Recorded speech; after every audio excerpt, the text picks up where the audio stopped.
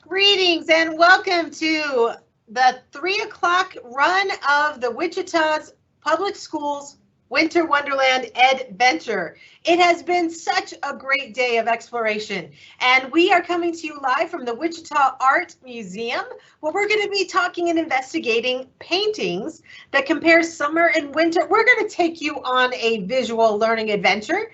Let's pass it over to our friends at the Wichita Art Museum. Okay, I would like to welcome you to the Winter Wonderland virtual field trip, and you're here at the wonderful Wichita Art Museum. My name is Mrs. DJ, and I'm a docent here. So you might be thinking, docent, what's a docent?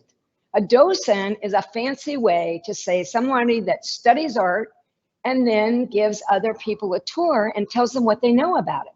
So just like you kids, I come to class every week at the Wichita Art Museum to learn about the art, and I want to share some of that with you today. So, the Wichita Art Museum. Some of you may have been here. We love to have people come on field trips, and due to COVID, we're having to do it this way. So I'm hoping when COVID's over that you're going to come and recognize some of the things that I'm going to show you today. So the Wichita Art Museum is 86 years old. That's pretty darn old, isn't it? 86 years old. You know what the original nickname of this art museum was? It was called the Dream Palace on the Riverbanks. I think that's a lot prettier name than Wichita Art Museum. But if you come here, we just call ourselves WAM. And I think you're going to get a wham today when you see some of the art that we're going to show.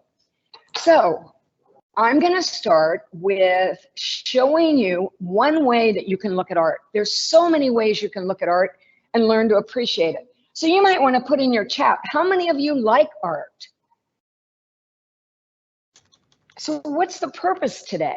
The purpose is to show you that everybody can find something that they like in art. You might have put in the chat that you don't like art, but maybe I can change your mind. I hope I can.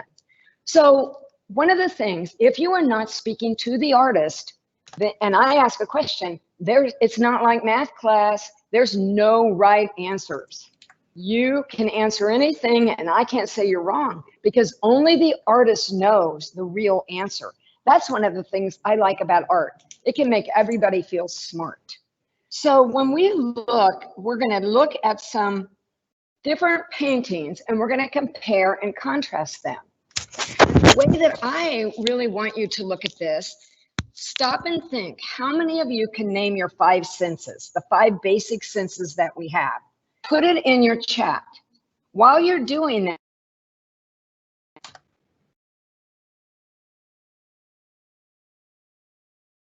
are you're using while you're looking at this painting.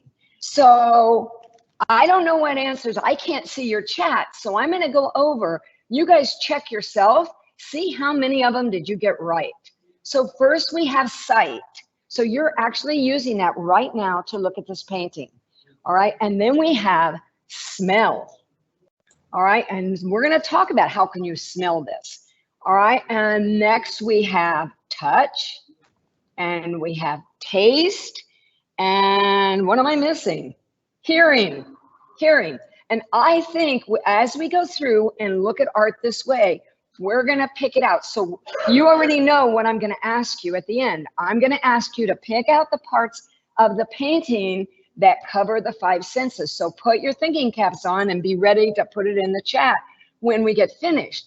So this painting is 100 years old. That's amazing. And look at it.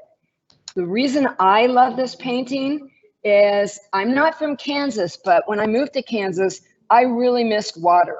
I grew up sailing, and there's not a lot of water in Wichita. So I was drawn to this painting.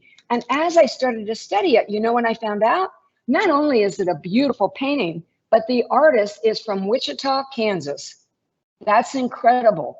And he's very well known throughout the world. So you're pretty lucky if you're from Wichita to have somebody like this that grew up where you're growing up. So his name is John Noble.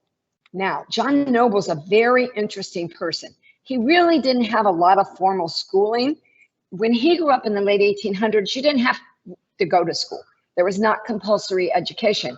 His father needed him to help work. So he got a little schooling here and there, but he went off to Oklahoma.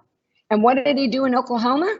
He herded cattle. So wouldn't you think, to put it in your chat, if he herded cattle, what do you think his painting should be about?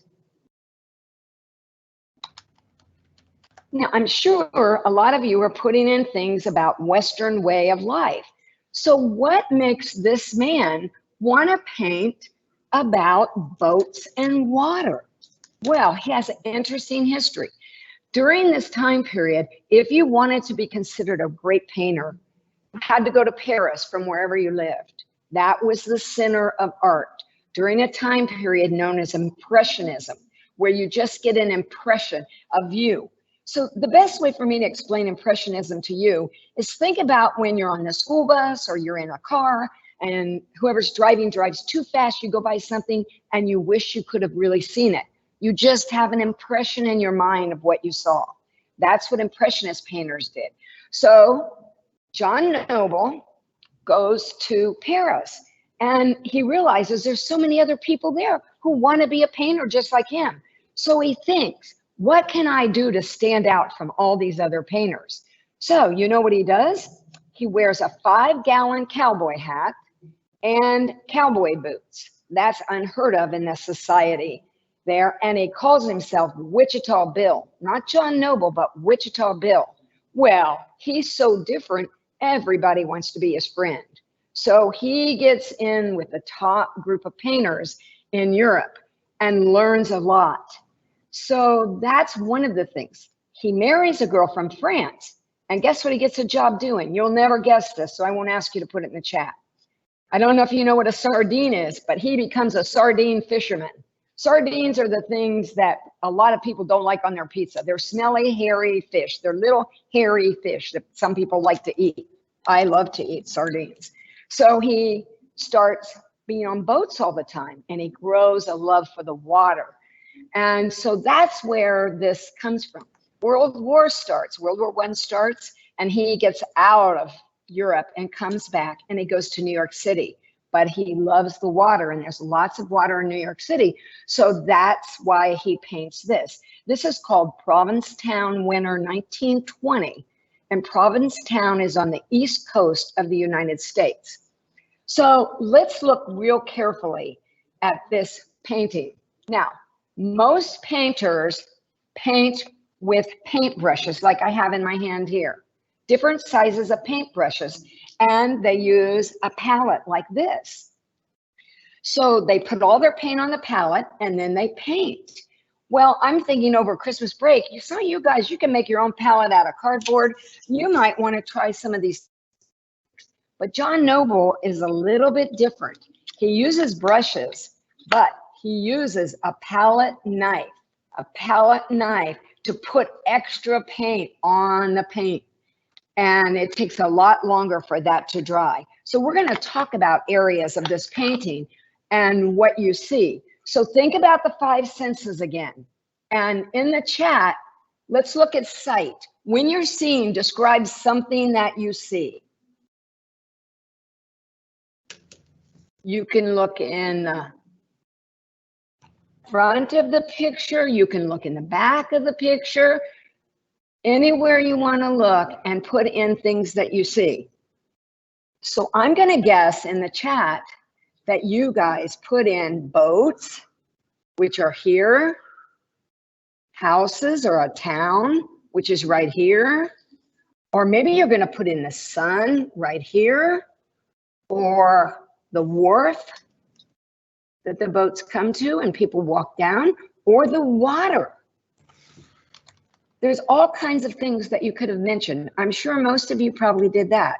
So we can see that. What things can you hear from this painting? What things can you hear?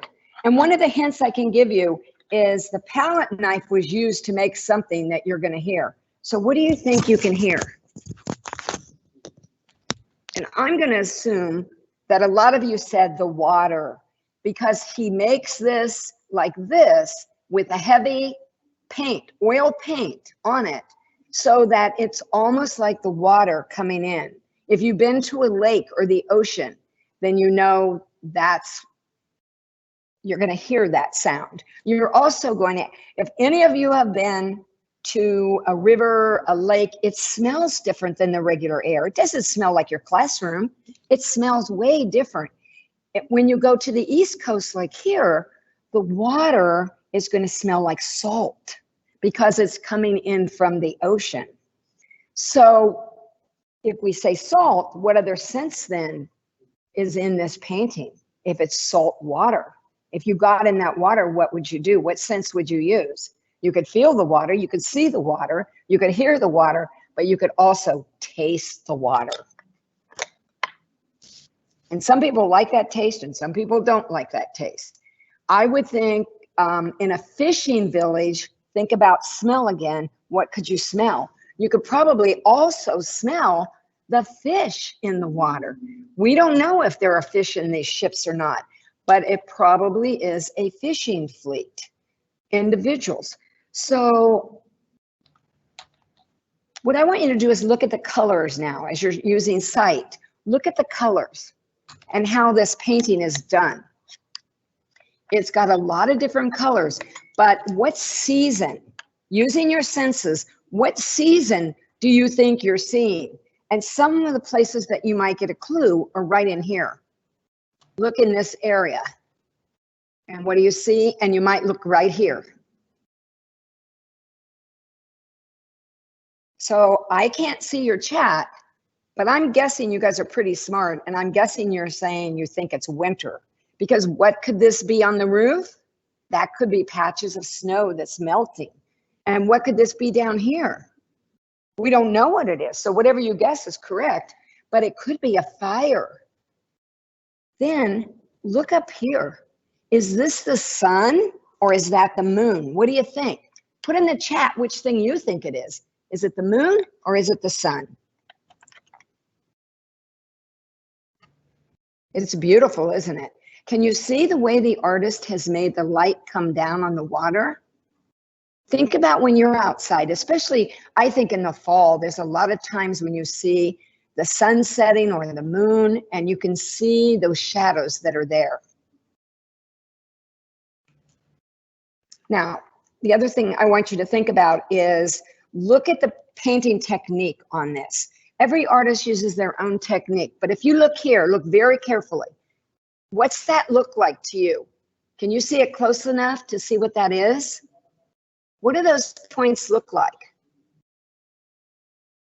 John Noble wanted you to think they were the lights on the boat. And you know how he made them? Those are just globs of paint. Now, all of you can do that. You can all put a glob of paint to make it look like something.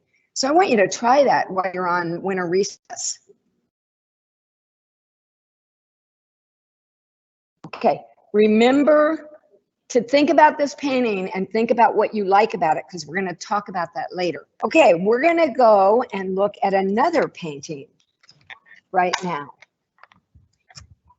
This time, I'm not going to tell you the name of the painting. I'm going to cover it up.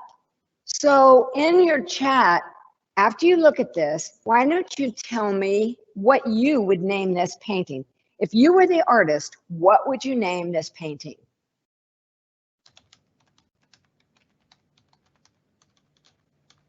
While you're looking at it and putting your answers in, I want you to also look at the colors in the painting. And I also want you to look at the senses that you would see in the painting that you would use. And then after we look at this one, we're going to talk about what's alike and what's different about the two of them. So you can be thinking about that too. So look at the answer you put in the chat and I'll tell you the real name. This is by Paul Lantz. He was born in Nebraska. The name is Lightning and Thunder over New Mexico. Isn't that a cool name? Lightning and Thunder over New Mexico. And this is the foothills of the Rocky Mountains. So I'm sure you all know the Rocky Mountains and you've probably studied a little bit about that. So let's go back to our senses. You're seeing the painting. In your chat, what do you see? You're not all going to see the same thing. One of the things that we find out when we look at art, we don't all look at the same place at the same time. So I want you to tell me in the chat, what did you see first? When you first look at this, the way to do it is shut your eyes, and the thing you remember is what you're going to have looked at first, normally. So for me, my answer is going to be weird to you maybe. My first thing that I looked at in this painting were all these dots because I couldn't figure out what they were. And I thought, why would somebody put polka dots on a painting? And it's not, they're little baby trees, but I didn't see that. So I like this painting. Let me give you the artist background. Again, this is an artist that didn't get much schooling. That's very common in the early times of the United States. So Paul Lantz didn't get much schooling. But here's what's interesting. At 15 years of age, he goes to Kansas City, Kansas, and he goes to the Kansas Art Institute, and he starts studying art. So for those of you who don't like math or science or history or English, maybe art's the thing for you. We don't know, but I'm telling you, if you look at this person is very smart in how he observed nature and how he does this. So after he does that, he joins the army because the war comes. So he joins the war, and then when he comes back after the war, he's had all these experiences, but he doesn't paint those. He goes back to New Mexico, where he loved to be, and he paints the summer storms that they have quite often. One of the reasons I selected this is when I first moved to Kansas, the tornadoes and the storms here scared me to death. And I think a lot of you can relate to this. We've all been in school when there's been a tornado drill. There are things, how many of you have been outside when you see this lightning like this? It's scary. But at the same time, this painting is beautiful. So let's use our senses. What could you hear? What do you think you could hear? There's more than one thing you could definitely hear in this. So in order for me to give you a hint, look here, and look down here. So put that in the chat. What do you think you would hear? And there are things because of our own prior experiences, things that we relate to more. If you've ever been scared to death of lightning or thunder, maybe that's what you're going to put. Look at this water rushing, the way he's painted it. Now he only uses brushes. He doesn't use a palette knife.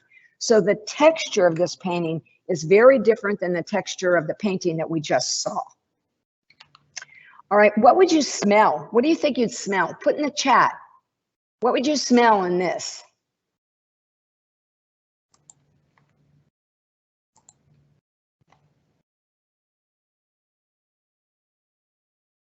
So to give you a hint, think about right here,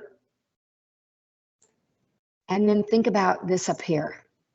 What do you think? Use your imagination. What does rain smell like to you when it rains? Rain smells different, and it depends on what part of the United States you're in, what it sounds like, and smells like, and tastes like. So what could you taste here? This is a river. This isn't the ocean. Is the river going to taste different than the ocean? Probably. And why would that be? Put in the chat why a river tastes different than an ocean. And I have to say, the students are saying howling winds, that would hear howling winds, yes. Is that a great description? That's a great, howling winds, great adjective. Whoever's putting that in, and look at this. Look at the wind here. And we did not, the trees are almost bending over. And when you think about Kansas and the kind of winds we get, like today, it was so windy this morning. I don't know about where you live, but where I live, the wind was howling. It really made a lot of noise. The last painting that we looked at, Provincetown, also had wind. So when we go back and compare the two, look at how you could tell where wind was in that painting. Okay, what can you hear? Again, look here, and look here. The artist gives you so much evidence. So sometimes when I come through the museum and I'm the only person in here, the paintings speak to me, I hear them. And sometimes it's scary and sometimes it's good. When the lights are off in here, it's really scary. But a lot of times when you're alone and you look at something, It's very different. Think about when you're in your bedroom and you're just by yourself and you're looking at a painting or something. You really feel it. So I can't wait for you guys to be able to come and see these actual in person because they're just so vibrant. Let's talk about the colors in this. Look at the colors that you see in this one. Tell me which color looks scary. What part of the painting looks scary to you? It's me, 10 minutes left. Oh, well, okay. Sorry, everybody's trying to help me here. I get so excited about these paintings. I'm going to tell you everything I know. All right, so for me, the scary part is 3 places. If you put this, I think that dark black clouds, whenever those, think about when you've been somewhere and you see those roll in, that's always scary because we don't know what's going to happen. I think this is scary right here to me. And then I think this water, if you could see it up close enough, it looks like it's rushing. What if something falls in it? It's just scary. So these paintings are painted about 30 years apart. So look at the difference. This kind of style of painting is called regionalism. They're portraying, the artist is painting something of a specific area where you could see it. You can also see in Provincetown, the one we did, where it's the same. So let's put the 2 paintings together and talk about that. Do they have? Yeah, so Mrs. Smoke, will you pull up the 2 paintings that are side by side for the everyone attending, please? Tell me when there's like 2 minutes so I give a plug. Okay. All right. Are the 2 paintings there? Can you send Mrs. Smoke? Can you put side by side? The side by side. Side by side. Yeah. Almost. No, they're not. They're not. Say, Mrs. Smoke, can you? Oh, Mrs. Smoke, can you put the side by side paint? Put the side by side slide up, please. Okay, so let's look at the 2 of them together. Now you have them together. I have to look at them across the room. So what I want you to put in the chat is, what are the colors that are the same? What colors do you see that are the same in this? So can we see colors going in the chat? Maybe a little bit. Have to, oh, that's right. Okay. Just a little bit. All right, we're waiting and we have a little bit of delay from what you're answering. So far, you guys have been putting in great answers. I'm really impressed. It makes me even want to see you that much more in person.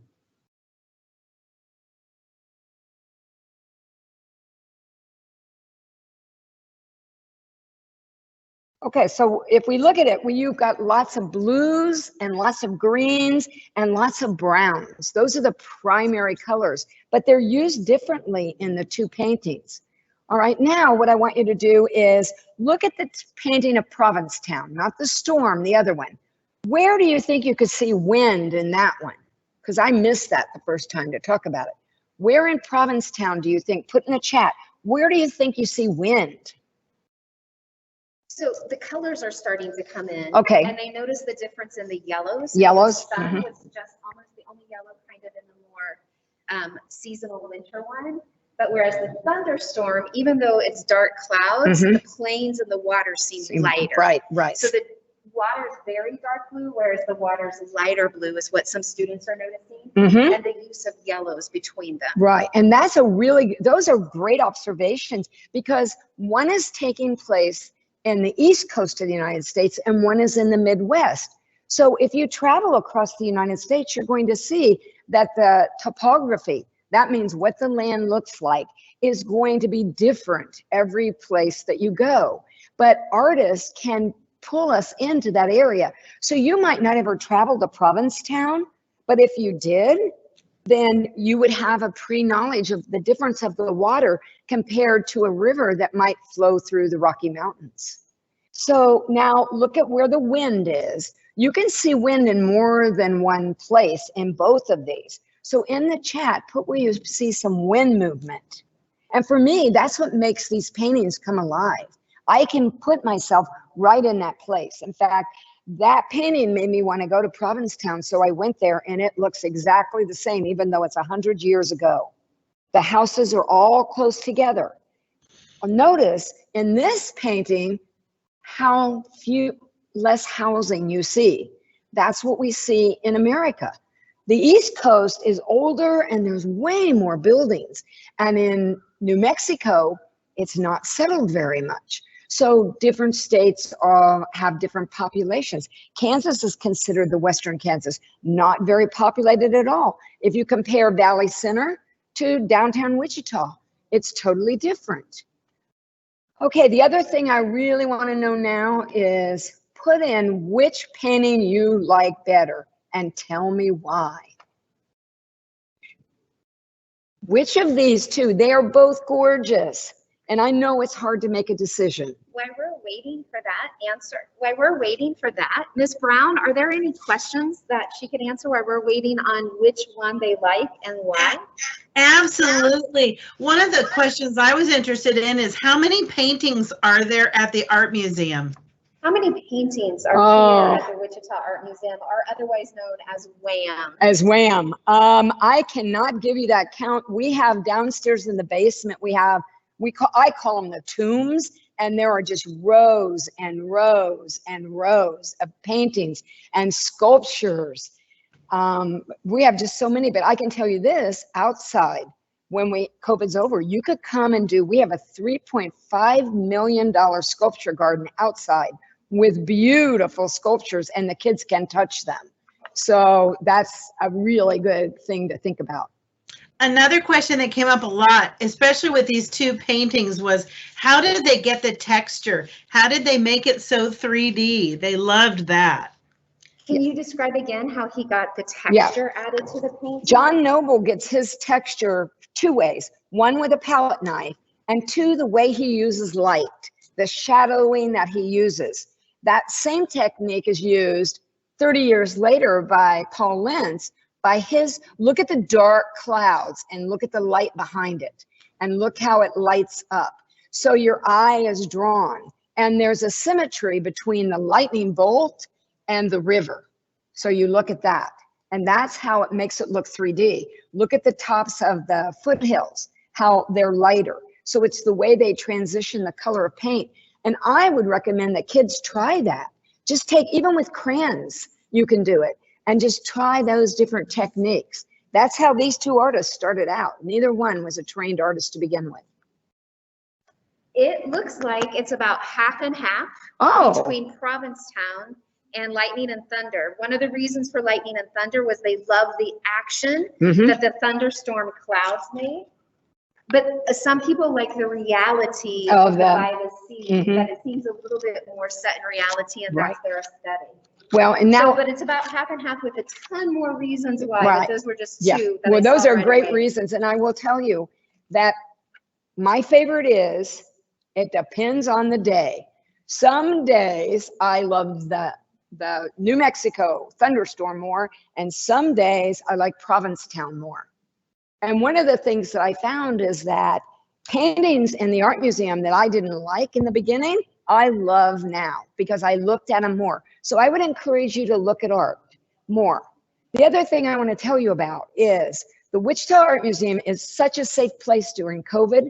We are free on Saturday, and we have a Winter Art Mania coming up that's free, 11 o'clock to 3 o'clock, December 26th and 27th. Come, it's fun, it's safe, and you can come and see these paintings in person. And I really thank you guys for all your wonderful answers. Thank you for coming to the Wichita Art Museum, and we hope to see you in person. Thank you guys. Have a wonderful holiday break. Be safe. And we will have more of these in January for you. Enjoy the rest of your school. You did a great job giving me answers. 'Cause that's